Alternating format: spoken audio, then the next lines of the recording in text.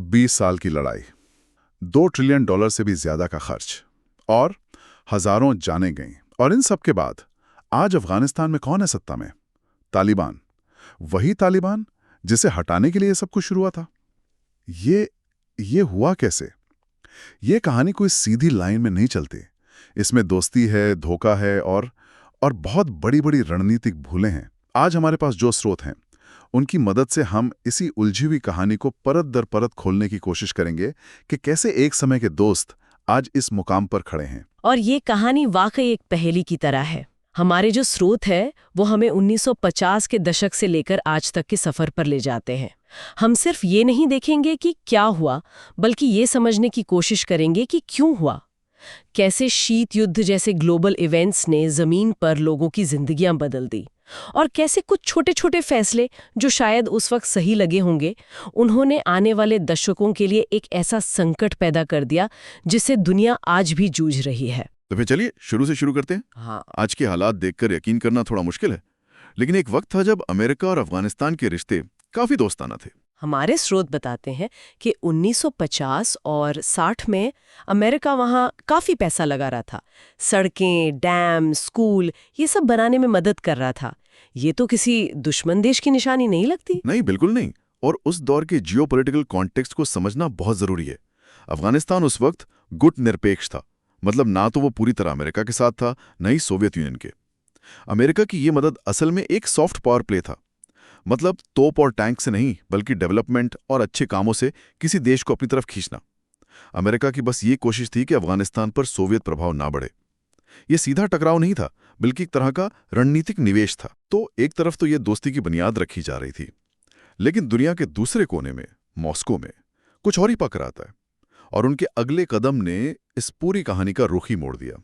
1979 में Soviet union ने अफगानिस्तान पर हमला कर दिया। ये एक एब्सोल्यूट गेम चेंजर था। हाँ, और यहीं से अमेरिका की पॉलिसी आप कह सकती हैं 180 डिग्री घूम गई।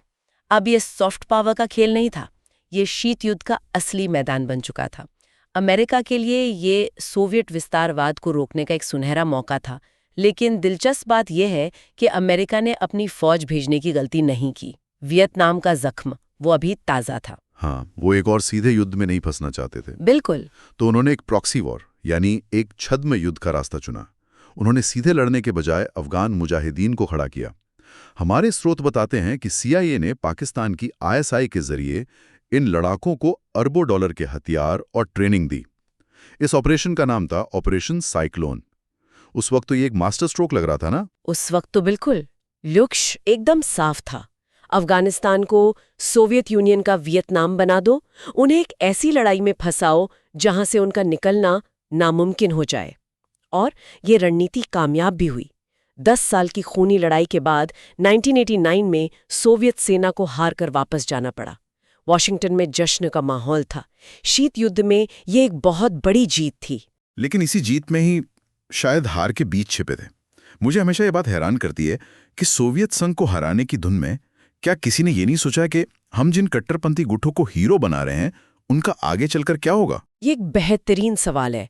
और दिलचस्प बात यह है कि हमारे स्रोत दिखाते हैं कि उस वक्त के कुछ अमेरिकी दस्तावेजों में कुछ विश्लेषकों ने इस ब्लोबैक की चेतावनी दी भी थी। उन्होंने साफ कहा था कि इन जिहादी गुटों को हथियार देना एक ऐसा दांव है जो उल्टा पड़ सकता है।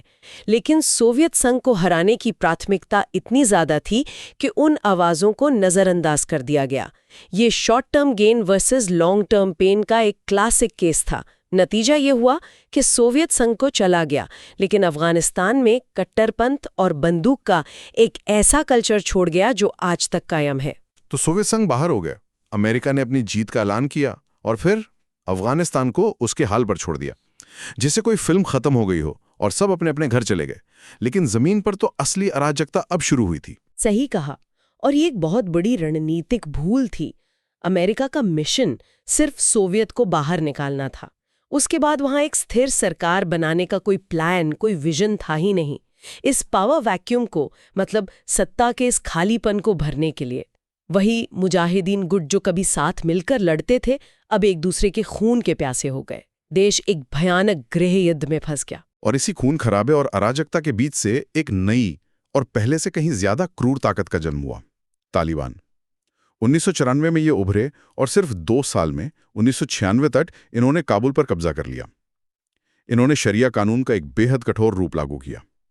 लड़कियों के स्कूल जाने पर, महिलाओं के काम करने पर, सब पर पाबंदी लगा दी। और सबसे खतरनाक बात, उन्होंने अल-कायदा जैसे अंतर्राष्ट्रीय आतंकवादी संगठनों को अफगानिस्तान में खुली पनाह दे दी। ओसामा बिन लादेन उनका खास मेहमान बन गया। तो यहाँ देखिए विडंबना कितनी गहरी है। जिन मुजाहिदीनों की नर्सरी से तालिबान निकला, उन्हें कभी अमेरिका ने ही सोवियत के खिलाफ पाला पोसा था, और अब वही तालिबान अमेरिका के सबसे बड़े दुश्मन को पनाह दे रहा था। और फिर वो दिन आया जिसने दुनिया को हमेशा के लिए बदल दिया। 11 सितंबर 2001, अमेरिका की धरती पर इतिहास का सबसे बड़ा आतंकी हमला। जब पता चला कि इसका mastermind Osama bin Laden Afghanistan में है, तो अमेरिका ने तालिबान को एक सीधा अल्टीमेटम दिया, बिन लादेन को हमारे हवाले कर दो। और तालिबान ने मना कर दिया। इसके पीछे अक्सर पश्तूनों की मेहमान नवाजी की परंपरा, जिसे पश्तून वली कहते हैं, उसका हवाला दिया जाता है कि वे मेहमान को दुश्मन को नहीं सौंप सकते।